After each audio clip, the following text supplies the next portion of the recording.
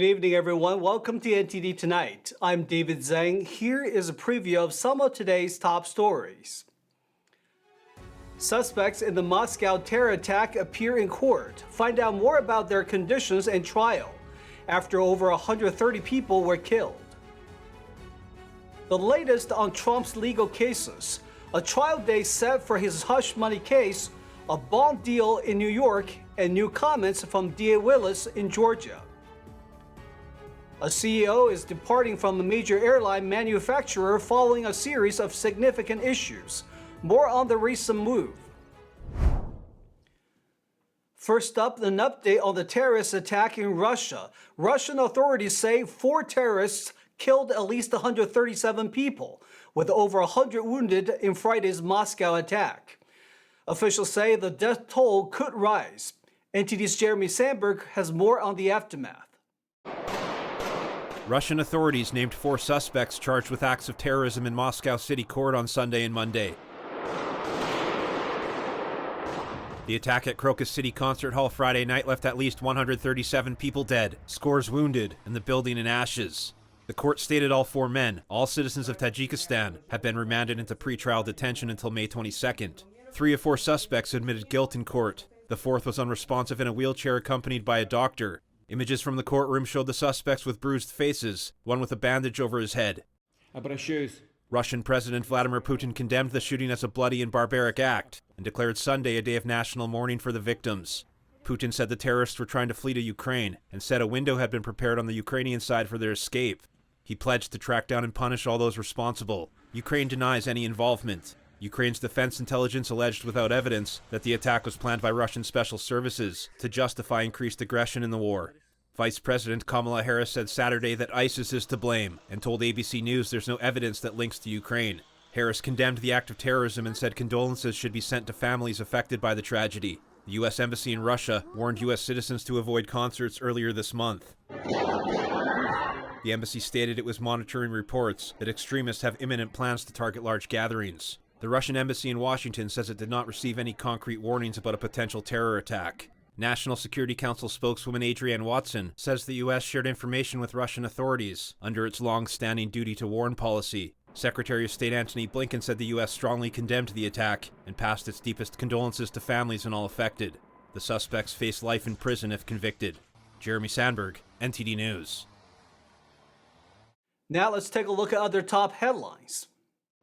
Former President Trump was back in court in New York today for a pretrial hearing. The New York judge presiding over Manhattan District Attorney Alvin Bragg's hush money case against Trump rejected the 2024 GOP presumptive nominee's request to further delay the trial.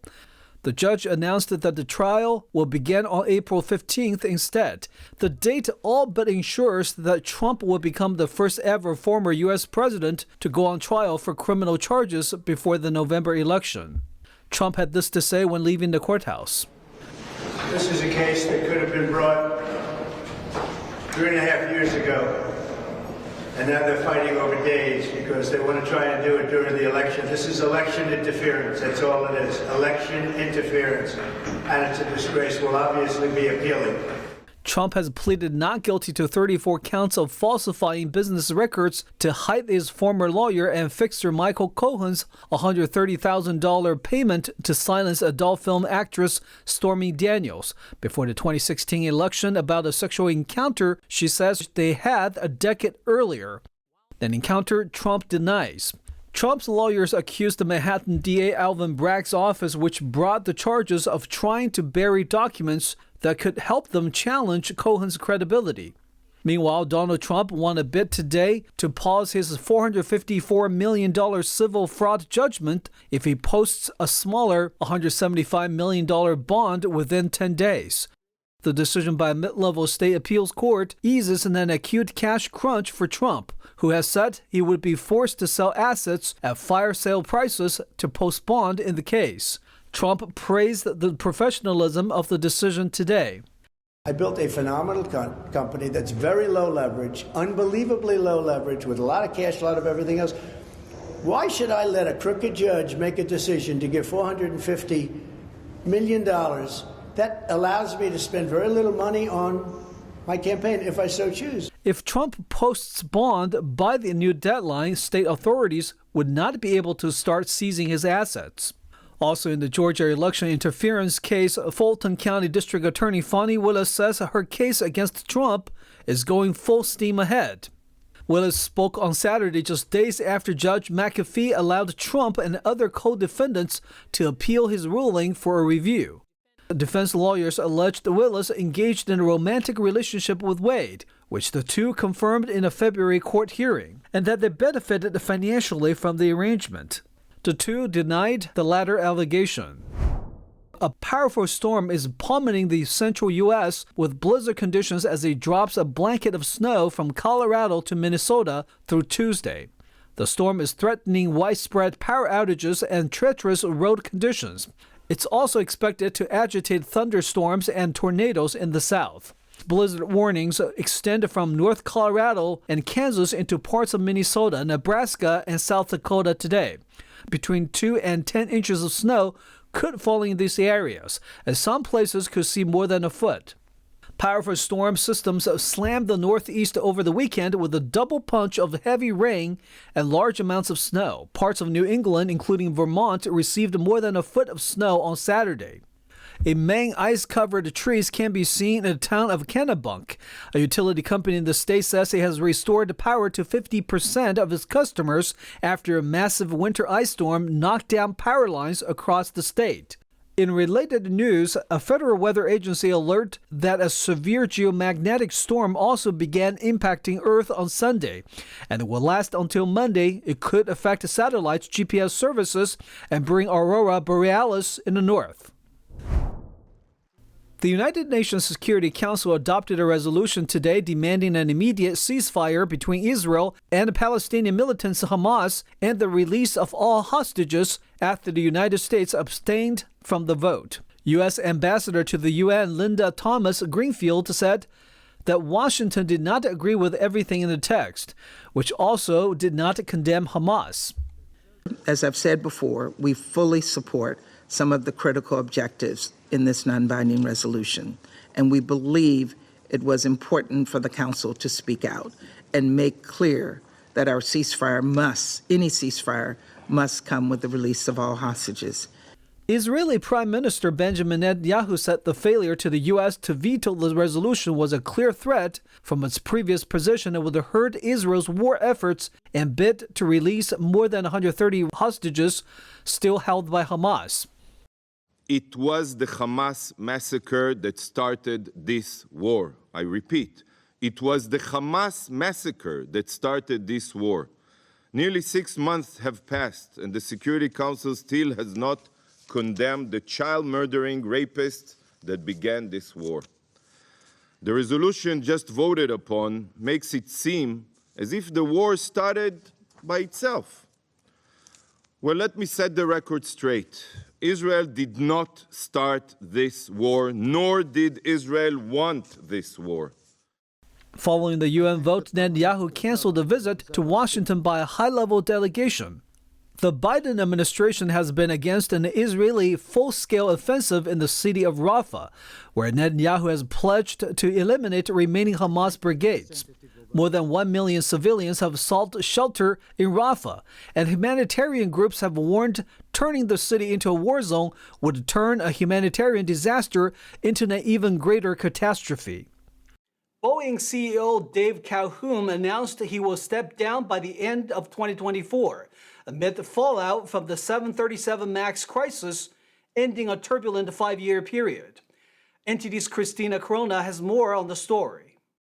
Intense scrutiny has focused on Boeing's manufacturing process since 2 of its key aircraft crashed in late 2018 and 2019 in Indonesia and Ethiopia, resulting in the deaths of hundreds of people. Dave Calhoun took over the company in 2020 after CEO Dennis Muilenburg was ousted following the 2 crashes. Issues have since snowballed, leading the Federal Aviation Administration to order an audit of assembly lines at a Boeing factory near Seattle. The facility manufactured the Alaska Airlines 737 MAX, which experienced a door panel blowout on January 5th. Investigators found missing bolts, crucial for securing the panel after repair work at the Boeing factory. Calhoun briefed reporters on the details of the January 5th incident following a meeting in Washington earlier this year. Constructive, shared everything I could, understands the gravity of the situation, and we're going to make sure that we convey our message and all the work that we're doing in our faith in our people and our airplanes. Calhoun acknowledged that Alaska Airlines Flight 1282 was a watershed moment for Boeing. The problems have led to multiple groundings for safety issues and more than $31 billion in losses. Aside from Calhoun's departure, Boeing Commercial Airlines Chief Stan Deal will also step down, which is effective immediately. Boeing's board chair Larry Kellner has also told the company he doesn't plan to stand for re-election. According to a statement from Boeing, Calhoun will lead Boeing through the year to complete the critical work underway to stabilize and position the company for the future. Christina Corona, NTD News. We'll take a short break now, everybody, but here's a look at what we have for you when we come back. Where do youth go once they age out of foster care? Find out how a new project in West Virginia will help these kids transition into adulthood. Many gather to visit a beloved Japanese cherry blossom tree that will make its final bloom in Washington, D.C. Find out why locals are bidding farewell. The U.S. men's national soccer team clinches their third consecutive Nations League title. More on the match against Mexico.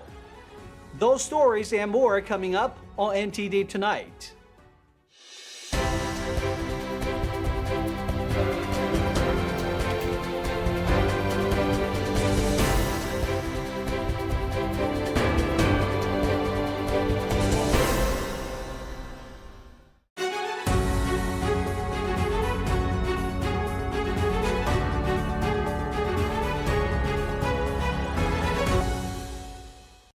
Welcome back to NTD Tonight. I'm your host, David Zhang.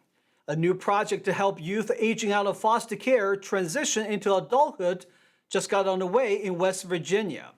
New Vision Village will have housing and employment for its residents, as well as teach life skills. It officially started construction on Friday and aims to have their first residents by the end of the summer. NTD's Jason Blair brings us more from the director of the project. New Vision Village will be a community of 24 single-occupancy tiny homes, half with young men who are transitioning or aging out of foster care, and the other half with adults with lived experience, to be positive influences and neighbors to the youth. Life in general is hard at that age when you are leaving a home and trying to start your way in the world, and young people that don't have the support of an extended family face dire consequences. Siemens said many youth in foster care are at high risk when they age out at 18.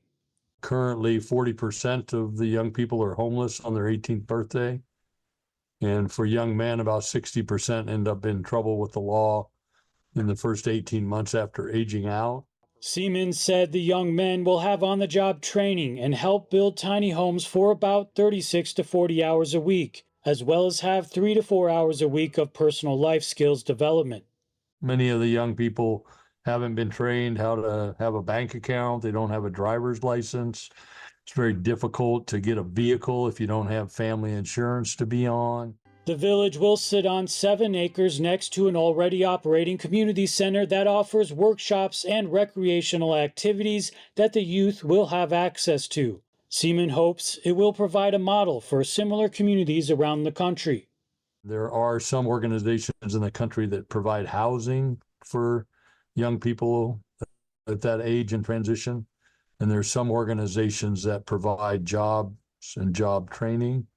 But there aren't too many places where the young people can both have a place to live and a work assignment. Siemens said anyone who wants to learn more about New Vision Village or see how they can help to visit their website at nvre.org. Jason Blair, NTD News. Over 100 cherry trees will bid farewell to Washington's cherry blossom festivities as they're set for removal in a restoration project for their tidal basin habitat. NTD's Christina Corona tells us more.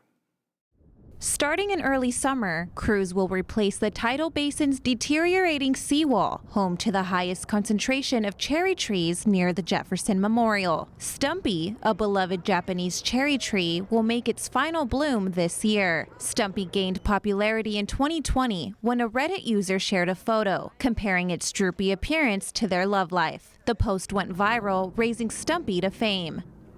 I read about it on the news, and I read that they were going to be taking out some of the trees here, so this would be the last opportunity to come down and see at least a stretch from here. And Stumpy was in the article, and it sounded like just a cool, interesting tree and something that I wanted to come see before he gets removed for the restoration project.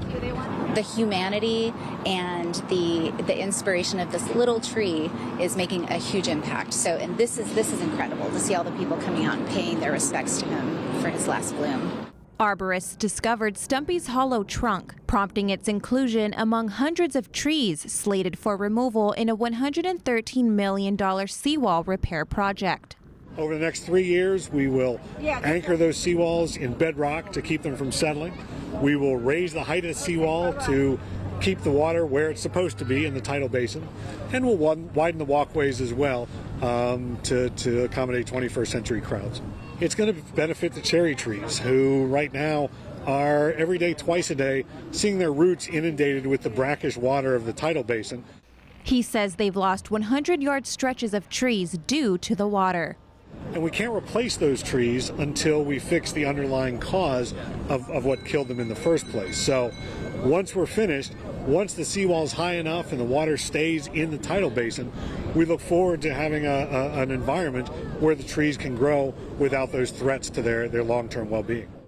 Plans are underway to remove 140 cherry trees, along with a total of 300 trees, which will be repurposed into mulch. The mulch will safeguard the surviving trees' roots from foot traffic and eventually decompose into soil, enriching future generations of trees. Upon completion of the project, 277 cherry trees will be planted as replacements. Christina Corona, NTD News. Now turning to sports, in a thrilling showdown, the U.S. men's national soccer team clinched the third consecutive Nations League title against Mexico. NTD's Carlos Reyes has more on the story. What a night it was at AT&T Stadium in Arlington, Texas on Sunday, where the United States men's national soccer team asserted its dominance yet again in the CONCACAF Nations League, clinching its third consecutive title in spectacular fashion. In a clash that has become synonymous with American soccer prowess, the Stars and Stripes squared off against their regional rivals, Mexico, in a battle that never fails to ignite passions on both sides of the border. And ignite it did, with the U.S. emerging triumphant with a resounding 2-0 victory, sealing the deal with a famous 2-0 scoreline that echoed through the stadium. The heroics of the night were etched in the performance of two young stars. Tyler Adams, making his first start for the U.S. in nearly 500 days, unleashed a thunderous strike from distance reminiscent of a seasoned veteran to put the Americans ahead just before halftime. It was a moment of sheer brilliance that encapsulated Adams' resilience after battling through injury setbacks. Not to be outdone, Giovanni Reina, the rising talent from Borussia Dortmund, showcased his skill with a sublime volley that found the back of the net, doubling the U.S. lead and effectively sealing Mexico's fate. However, the match wasn't without its controversies. Referee Drew Fisher was forced to halt the game on 2 occasions due to anti-gay chants from the crowd, a stark reminder of the ongoing battle against discrimination in the beautiful game. But amidst the drama and the glory, one thing is clear: the United States continues to march forward, retaining its Nations League crown and extending its unbeaten streak against Mexico to an impressive 7 games. Coach Greg Berhalter's side displayed resilience, skill, and a hunger for victory that bodes well for the challenges ahead. With eyes now set on the summer's Copa America and the 2026 World Cup on home soil, the future looks brighter than ever for American soccer. As Berhalter aptly puts it, before we know it, 2026 is going to be here. And if tonight's performance is anything to go by, the world better be ready for the resurgence of U.S. soccer. Carlos Reyes, NTD News. An estimated $1.9 billion is up for grabs this week as both multi-state lotteries in the U.S. hold drawings for some of the richest jackpots in their histories. NTD's Christina Corona has more on the drawings.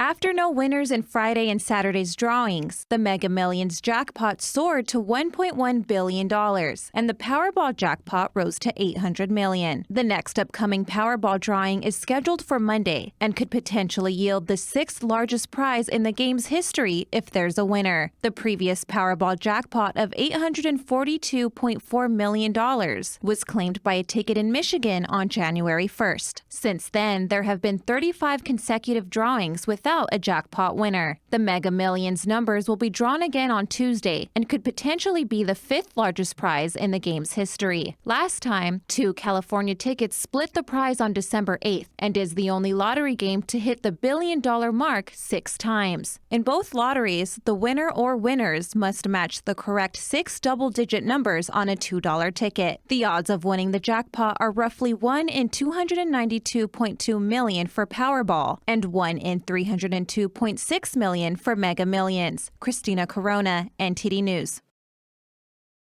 Stay tuned for China in Focus with Tiffany Meyer coming up next. And the more China news, attacks in the Red Sea. The Houthis launching ballistic missiles at Chinese-owned oil tanker. More details coming tonight at NTD's China in Focus with Tiffany Meyer at 9:30 p.m. Eastern. And that's all we've got for you tonight. We would like you to join us again on NTD Tonight every weekday at 9 p.m.